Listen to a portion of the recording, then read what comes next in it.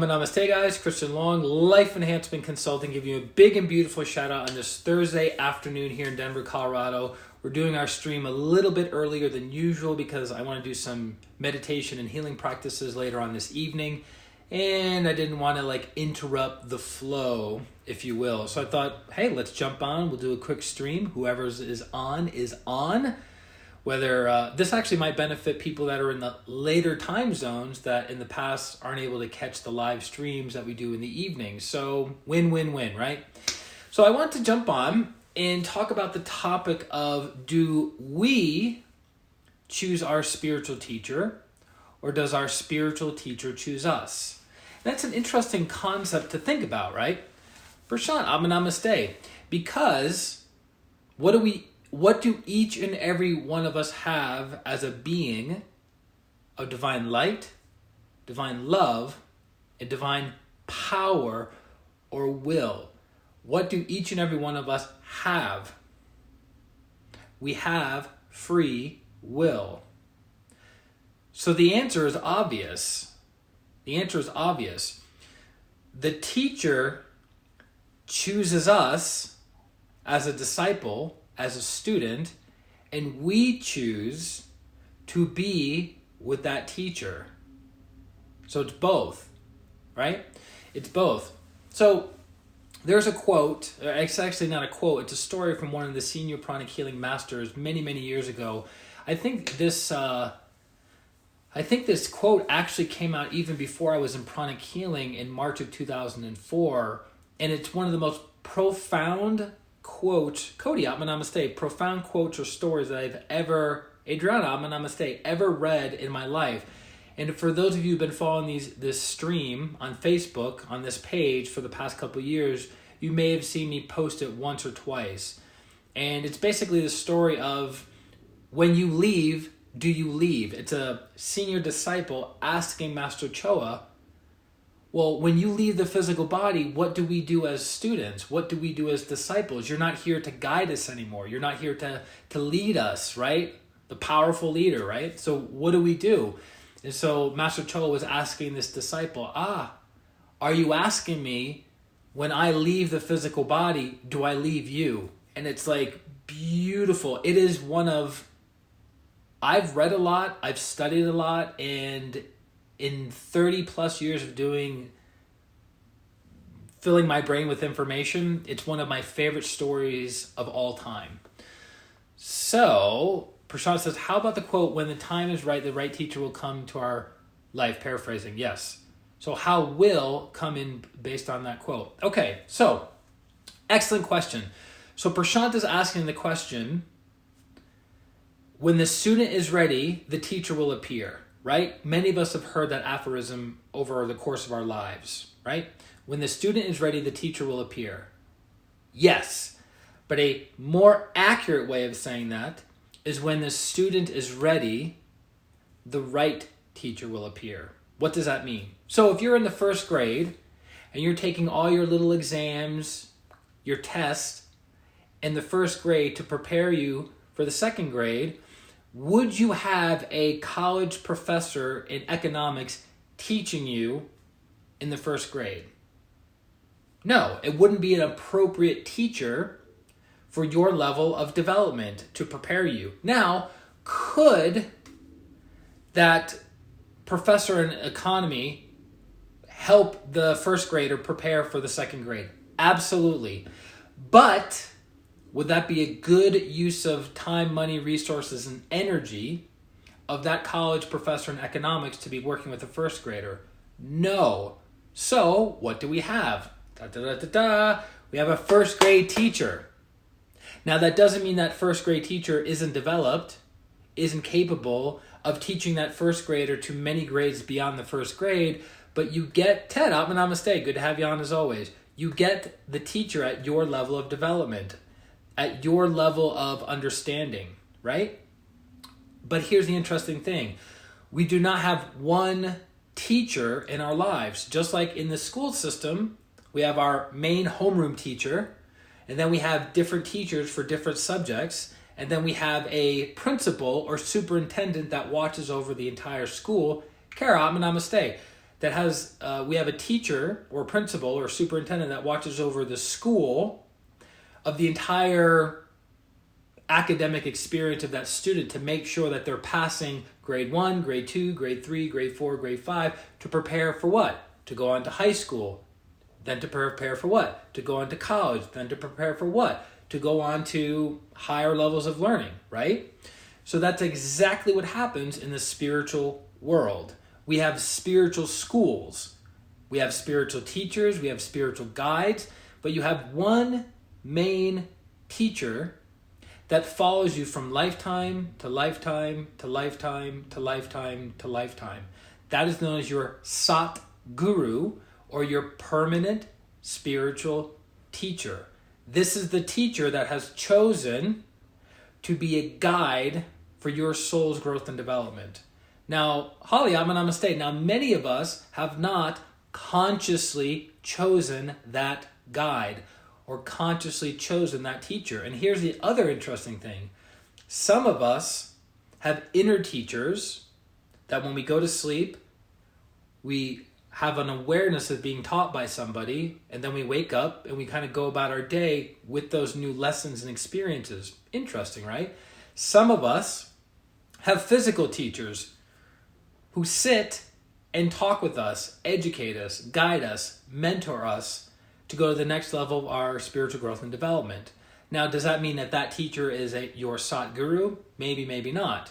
Right? We have many different types of teachers, many different types of guides, many different types of people that push us in one direction or another for the purpose of our spiritual growth and development. Make sense? So, when I got onto the path in 1999, pranic healing or Hatha Yoga and Master Choa Kok Sui were not consciously in my mind, were not consciously in the picture of my development at the time. The teacher that I had was my transcendental meditation teacher or guide, Laura Wolf, and then she was connected to her guru, her teacher, which was Maharishi Mahesh Yogi, right? Who left the body in the mid-2000s, in his early 80s. So he was the founder of the transcendental meditation movement that started in the 50s, which now has over 8 million practitioners around the world. Very powerful spiritual school for the masses. Now, I would listen to talks by Maharishi Mahesh Yogi, and I was very interested and fascinated, and I felt a connection to this teacher. And I would learn, and I would practice, and I would experiment, and then I would ask other practitioners, and I would become better and better and better at my meditation practice through the guidance of this teacher. But then guess what? Something changed, something happened, something evolved within my life that quote-unquote forced me to seek out a different guide, a different teacher, a different mentor. And that is when pranic healing or Hatha Yoga and Grandmaster Choa Kok Sui were presented to me in 2003. I was dating a girl who lived in British Columbia, or lived in Vancouver, British Columbia. And when I went to go visit her, I saw on her bedroom mantle a picture of this old Chinese guy wearing a Columbia jacket in the middle of nowhere, with his hands out like this in a blessing pose. At the time, I didn't know what that meant. I was like, maybe he's just saying hi to everybody, right? And I said, who's that guy? And she goes, oh, that's Grandmaster Choa Kok Sui. He's the founder of pranic healing and Hatha Yoga. I was like, Something was connecting and pulling me to the teacher, pulling me to that school, but I didn't consciously think about it. It was just like an energy. It was like a drawing. And then, isn't it funny? I had my first healing with her, which was miraculous. Then I had my second healing with 2 other practitioners, which was even more miraculous. And then I said, I want to learn this healing modality. And that was, the rest is history, right? That was in March of 2004. At the, I think it was March 26th, 2004. Friday, Saturday, and Sunday, and it changed my life. It changed the literal course of my entire incarnation. The interesting thing is, when I first was exposed to meditation in 1999, I said to myself, I will become a meditation teacher for people. There was something deep within inside of me that it made sense. So even before I knew how to officially teach people how to sit, be still, and meditate, I was sharing and exposing people to meditation. Most all of my friends at the time learned transcendental meditation. And then when I learned pranic healing, twin hearts meditation, arhatic yoga, most all of my friends, girlfriends, acquaintances, most all of them became pranic healers, arhatic yogis, and some of them are still practicing, some of them are not, right? Because I felt this deep longing to share these teachings with other people, and I don't know why.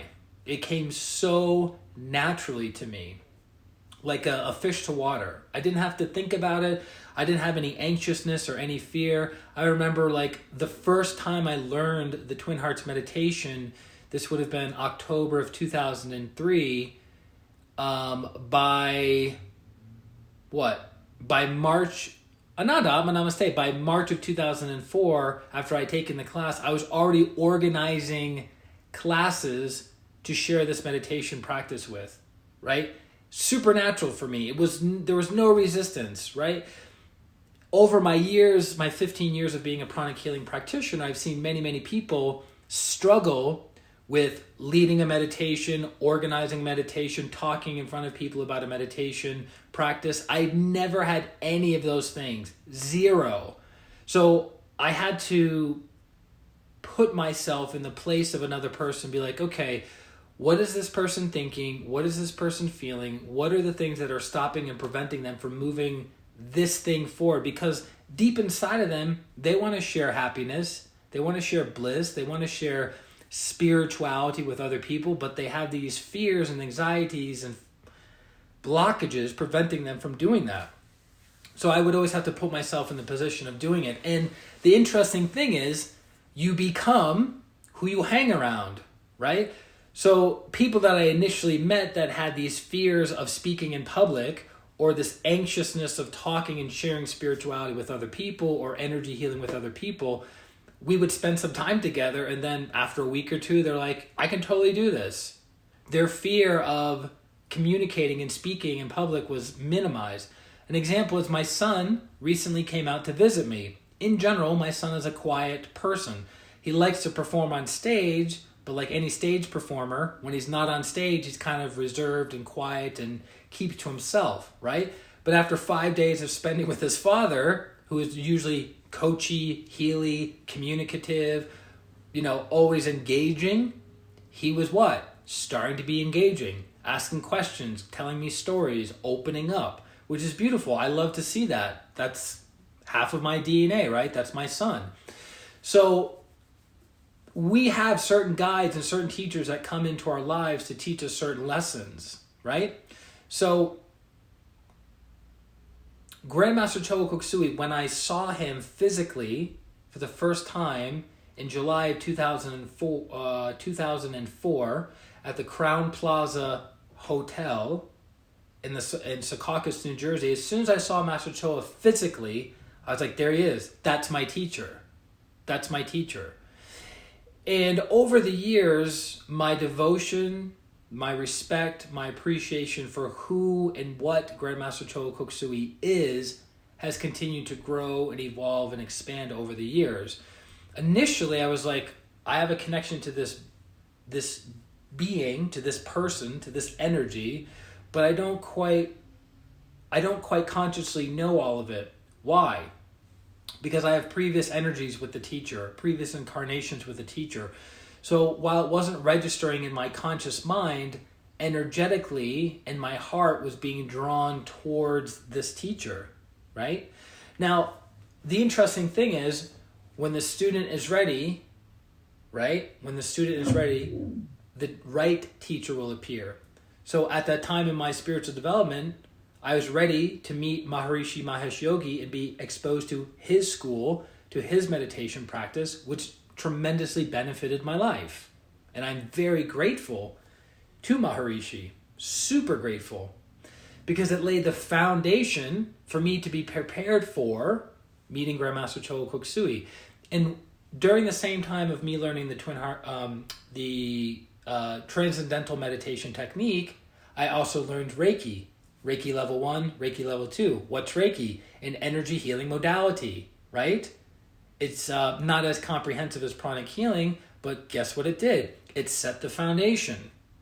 So I had a solid meditation practice, and I had a solid, quote-unquote, energy healing practice that I was doing with friends and family members and people I would bump into along the way, which did what?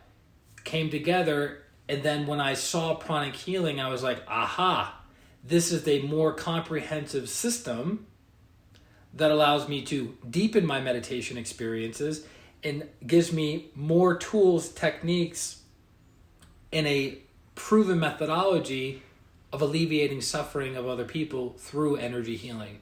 So it was beautiful. So I am super indebted and grateful to Transcendental Meditation, to Reiki, to prepare me for pranic healing or Hatha Yoga and the higher teachings of Grandmaster Choa Kok Sui. Now, the interesting thing is, people may say, okay, so you got prepared with this teacher and then you were prepared for Master Choa. But like you just said, when the student is ready, the right teacher will appear. Do you see yourself preparing for another teacher in this incarnation? Well, from what I know and what I've experienced with the teachings of Grandmaster Choa Kok Sui, pranic healing or Hatha Yoga, and the higher teachings that are not publicly revealed, I have more than enough to work with in this incarnation that it's, for me, not necessary to go outside of this specific school. Because this school doesn't just have first grade to 8th grade of teachings. It goes from first grade to beyond your PhD in teachings. And I don't say that with pride. I don't say that with arrogance. I say that with humility, because I've studied other schools, other meditation practices, other healing modalities, and I've developed an appreciation for those schools and what their specialization is. The specialization within pranic healing is healing. That is our specialization. Our school is the school of compassion and mercy to help alleviate the suffering of mankind through healing. That is our specialization. That is what most made sense to me when I started this path over 15 years ago. Right? Very simple. So that's why I know in my heart of hearts, this is my school, pranic healing or Hatha Yoga and Master Choa Kok Sui. And yes, are there other healing modalities out there? Absolutely. Are there other meditation schools out there? Absolutely. Are there other great spiritual teachers and gurus out there? Absolutely, unequivocally, without question. But does that mean that I have to participate in every single one of them? No, it's impossible. There's not enough time in the day, week, month, quarter, year, decade, lifetime to master all of those schools.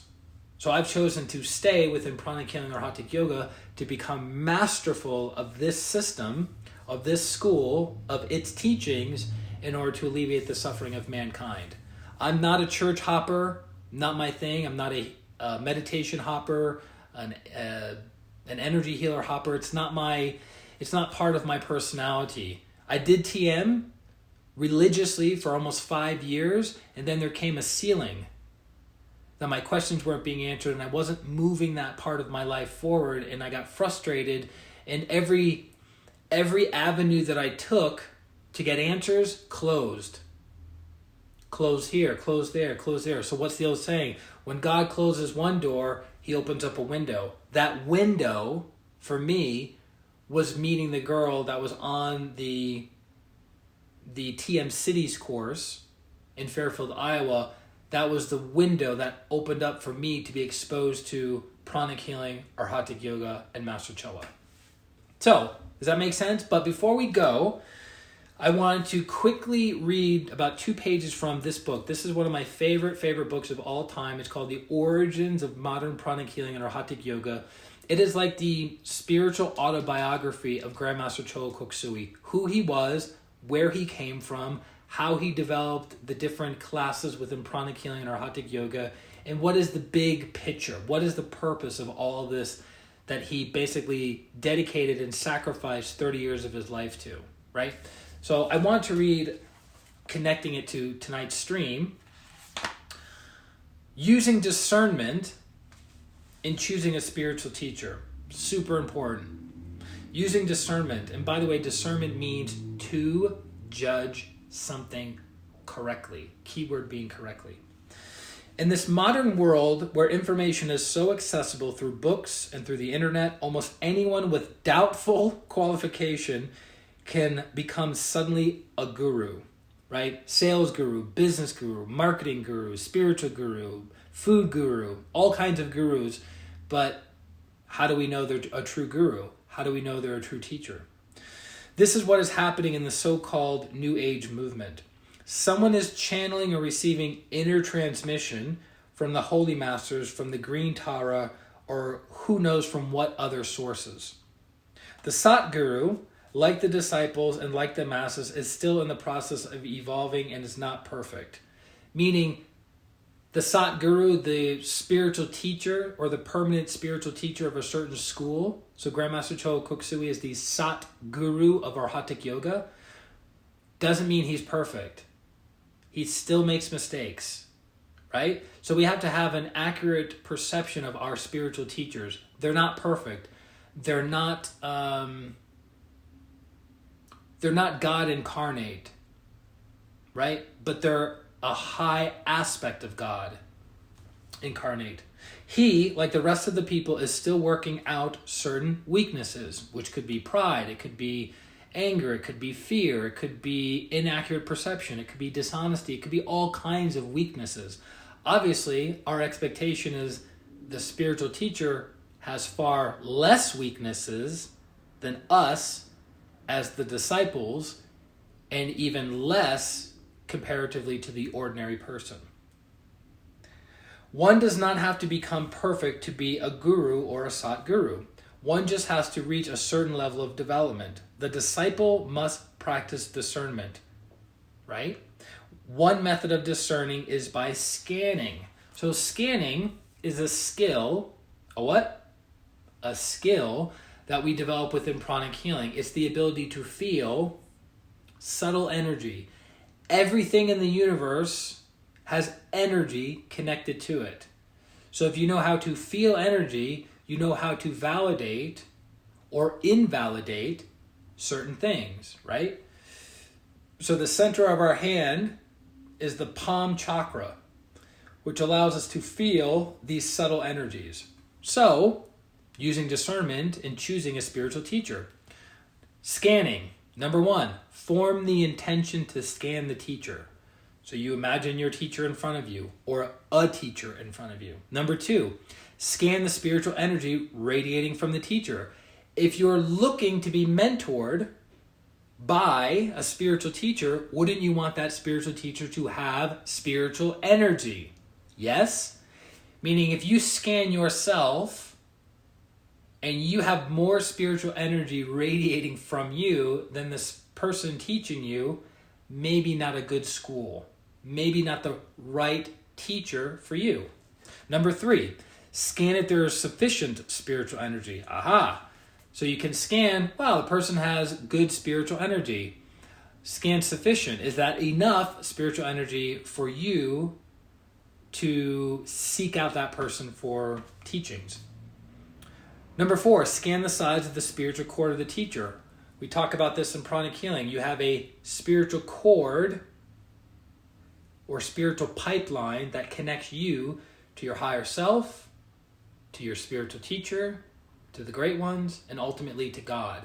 The bigger this pipe is, the more spiritual energy is coming down, right? So if you scan or feel the spiritual cord of somebody and it's smaller than yours, then that means that person doesn't have enough spiritual energy to help empower you on your spiritual path. Is this making sense?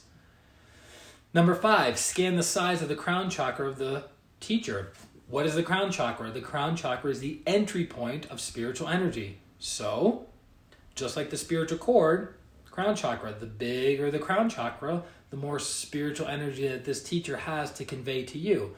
If you are going to learn how to become a millionaire, do you study that under a person who is broke? Or do you study that under a person who has made millions of dollars? Right? Same thing. If you're looking to live a more spiritualized life, do you get taught by somebody who's pretending to be spiritual? Or has been on the path for 6 months?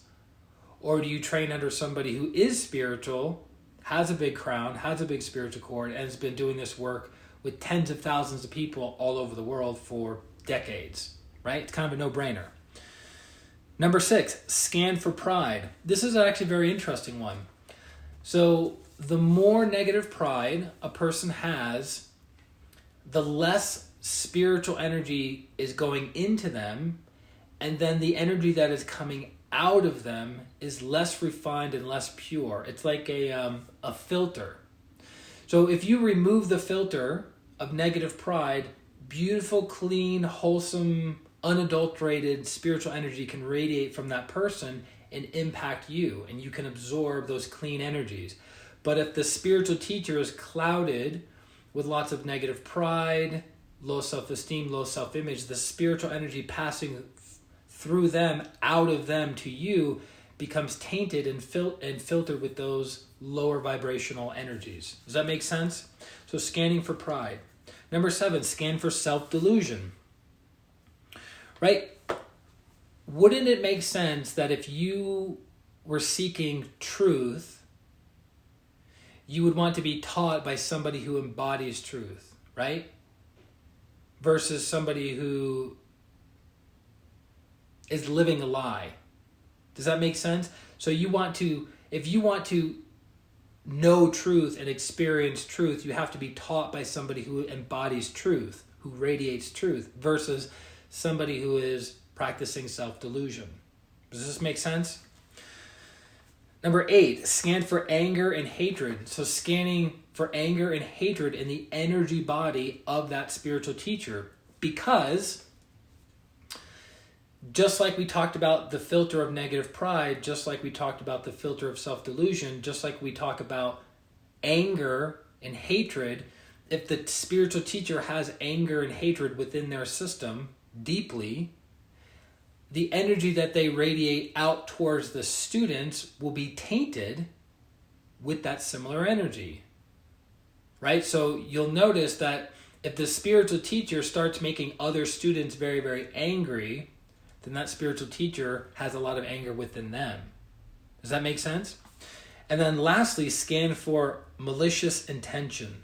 Malicious intention is basically, is that spiritual teacher going to take advantage of the student energetically, sexually, financially, right? A malicious intent of the teacher wants to do harm at the benefit of the teacher receiving something at the expense of the student, right? So malicious intention, very important. This is a key, and I'm still in the process of practicing this. Those who refuse to practice discernment, meaning those who refuse to scan, to validate, does this teacher have these qualities or not? Those who refuse to see will be fooled. So if you don't practice discernment, you'll be tricked.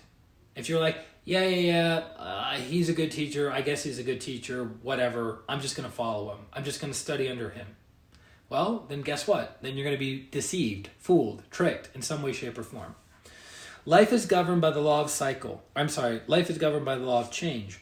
Even the disciples of the Sat Guru will change, sometimes for better, sometimes for worse. Meaning you have the Sat Guru, the main spiritual teacher, and then you have senior practitioners.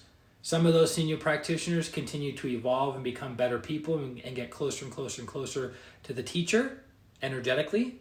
And then there's other senior disciples that, for one reason or another, fall off the path, right? They fall off the path. They fall off their connection to their spiritual teacher.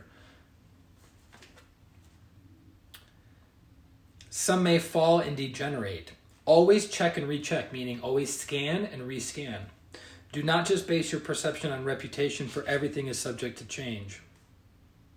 That's a pretty powerful statement. Everything is subject to change. So you're like, Clara, I'm a mistake. You're like, that person has had a reputation of being good in business for 20 years. Yeah, but are they still practicing that now? That person's been a good spiritual teacher, yoga instructor, energy healer for 20 years. Are they still that good now? Right? So that's why he says check and recheck. That's a big one. How are you, beautiful? Practice discernment, practice intelligent evaluation. From the fruits you shall know the tree. From the fruits you shall know the tree. So if you look at the spiritual teacher, and when you're connected with the spiritual teacher, you feel irritability, anger, bitterness, resentment for no reason whatsoever, probably a good idea not to follow that teacher. Or you look at that spiritual teacher and you see the spiritual teacher lashes out in anger. You see the spiritual teacher taking advantage of students monetarily or sexually. You see the spiritual teacher putting down other schools, talking negatively about other people. All of these little things are clues and indicators that you need to be aware of, that you need to practice discernment with. Does this make sense? From the fruit you shall know the tree. Number 1, does the spiritual teacher inflame the disciple towards anger and hatred? 2, does he or she encourage you to betray or lie? That's a big one. Does your spiritual teacher encourage you to lie or betray other people? That's huge. 1 must be on guard. A disciple who refuses to practice discernment or who does not practice discernment is not reliable, is not trustworthy, and therefore cannot be depended on to carry on the spiritual work. That's a big one. So you want to be a teacher, or you want to be a disciple of a great teacher. And in order for you to grow, evolve, and develop, that teacher is going to give you assignments, right? They're going to give you little tests, little challenges, little assignments to see how developed you are and how much you're ready, willing, and able to grow and go to the next level. But if you don't ask questions, if you don't practice discernment, if you don't scan, if you don't understand the situation clearly, that teacher will know, that student, that disciple is not ready right now to go to the next level. They're not asking the right questions. They're just taking things blindly. And if they take things blindly with you, they'll take things blindly with other people, which means they'll be fooled, they'll be deceived, they'll be taken advantage of. Therefore, the student is not trustworthy. Does that make sense? Really intense. So the last page, or the last, this is a big one. This is a big one. The last page and a half. Validation of inner transmission. Inner transmission. So inner transmission means, Janae, namaste, meaning that person has received spiritual empowerment from a teacher in the inner world. Inner transmission.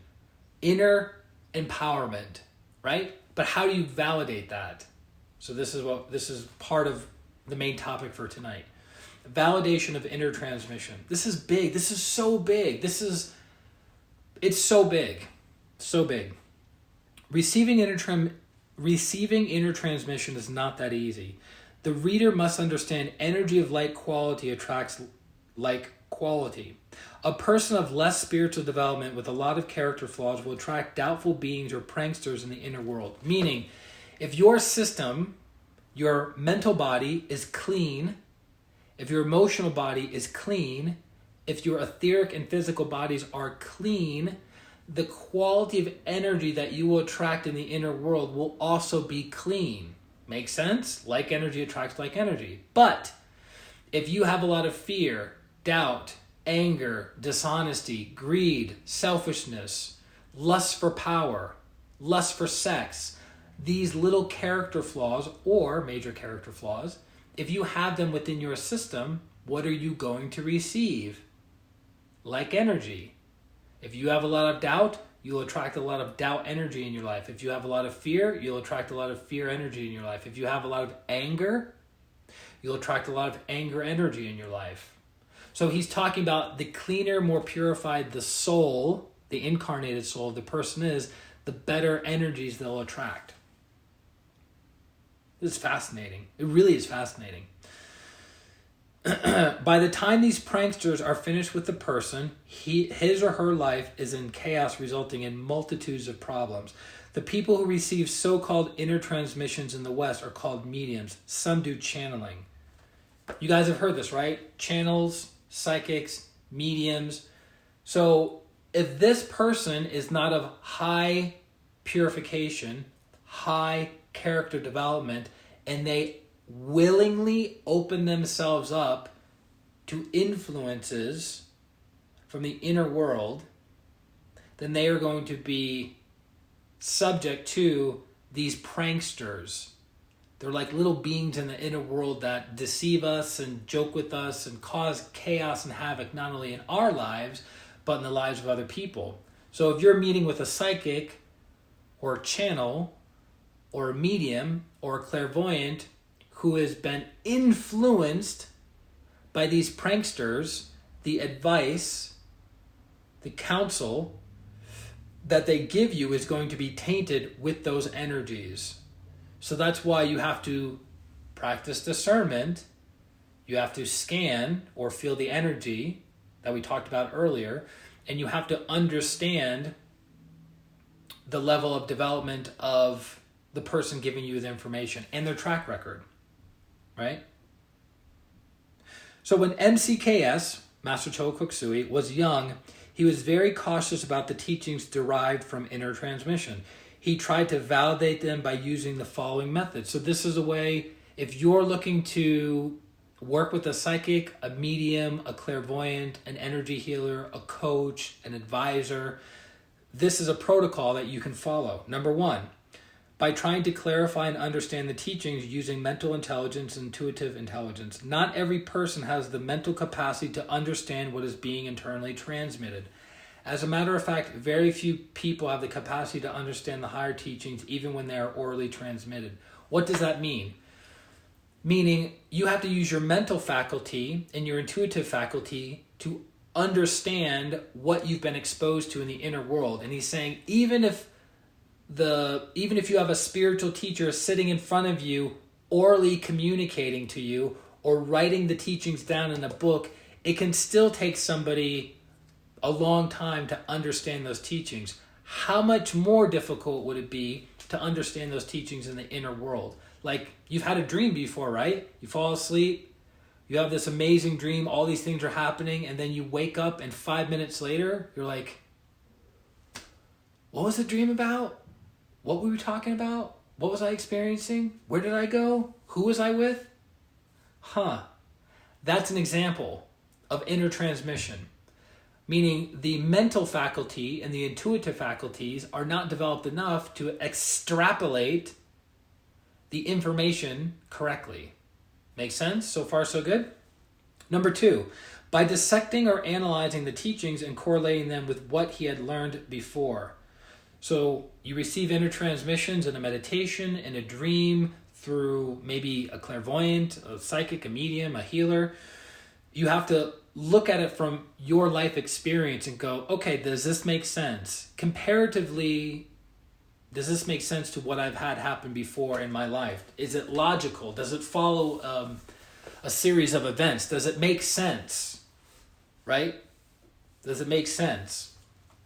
Number three, by repeatedly experimenting with Arhatic Yoga on himself and his body for many years. So the way Grandmaster Choa Kok Sui was able to validate inner transmissions for himself is he would practice his spiritual practice, Arhatic Yoga, for a period of years to validate the information he had received in his inner transmission, right? So he saw a vision, he had an insight. He couldn't just go, all right, well, that's the truth. I'll just run with that insight. No, he would take that insight and then he would apply it to his life for a period of not 1 week or 1 month or 6 months, but a period of years to validate the truth of that insight. Does that make sense? Next, number 4, by having the experiments clairvoyantly monitored by his spiritual guides without letting them know their findings were being cross-checked. To my knowledge, no meditation, yoga, or energy healing modality in the world has done this, to my knowledge. That Grandmaster Choa Kok Sui, when he was developing pranic healing and Arhatic Yoga, he would have one clairvoyant, a very high-level clairvoyant, come to him, sit on one side of the room, and then somebody would come into the room with a condition, an ailment, some problem. A migraine headache, for instance. And without telling the clairvoyant what he was looking for, Jessica, namaste, without telling the clairvoyant what he was looking for, he would ask the clairvoyant, what do you see? And the clairvoyant would say, well, I see there's congestion around the head, there's congestion here, there's depletion here, and Grandmaster Choa Kok Sui would take notes, right? Then he would do the healing protocol. Again, not telling the clairvoyant what he's doing, and then he would ask during the healing, what do you see? Right? And then he would take notes. And then, at the end of the protocol, he would ask the person, how do you feel? And the person would say, I feel lighter. The person would say, I feel worse. The person would say, I don't feel anything, right? And then Grandmaster Choa Kok Sui would make notes, and he would ask the clairvoyant, what do they look like now? And the clairvoyant would say, oh, well, the head looks brighter. That area is no longer depleted. It seems like it has a lot of energy. It seems very bright. Okay, and he would make notes. You know how meticulous you have to be to do all of this? Then he would go to another part of town. He would have another person with a similar condition, migraine headache, sit down in a chair, and he would have another clairvoyant do the exact same thing. What do they look like before? What do they look like during? What do they look like after? And make notes. Then he would cross-reference the psychics, the clairvoyants. We don't call them mediums, we call them psychics or clairvoyants. We cross-reference them, and then we go, aha! So when you have a migraine headache, these are the chakras that are affected in these ways. We did this protocol, and in 85% of the cases, the person's condition either improved or completely went away. Now we have our protocol. No energy healing modality in the world that I'm aware of has gone to such lengths to validate the inner transmissions that Grandmaster Choa Kok Sui received many, many years ago. Does that make sense? It's pretty high level. Number 5. Based on his understanding and experience, the Arhatic Yoga teachings were validated, refined, and developed into their present state. Meaning, Grandmaster Choa Kok Sui used himself as the guinea pig to validate these teachings, these techniques.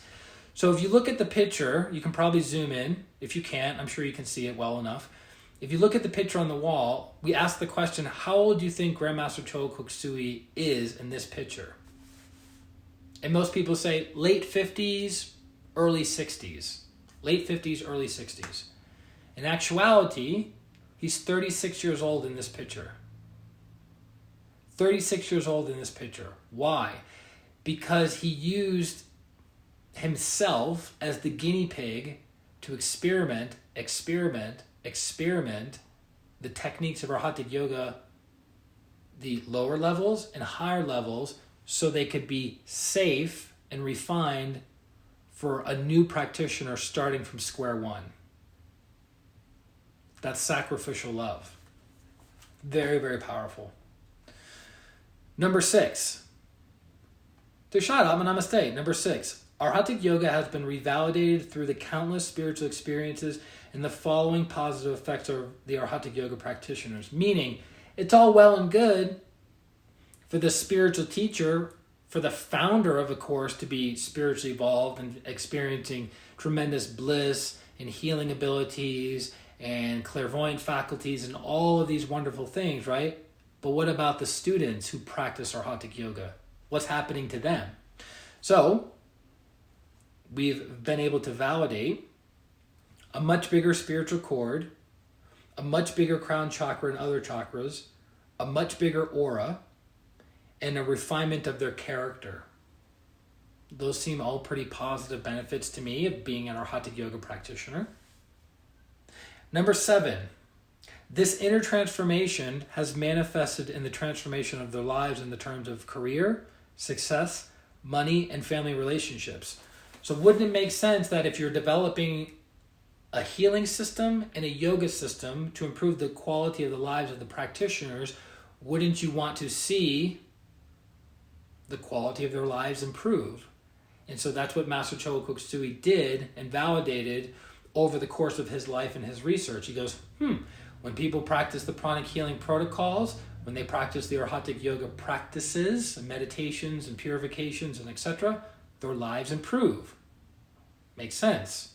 Versus when they practice the protocols, their lives get worse. Maybe need to change the protocols if that was the case.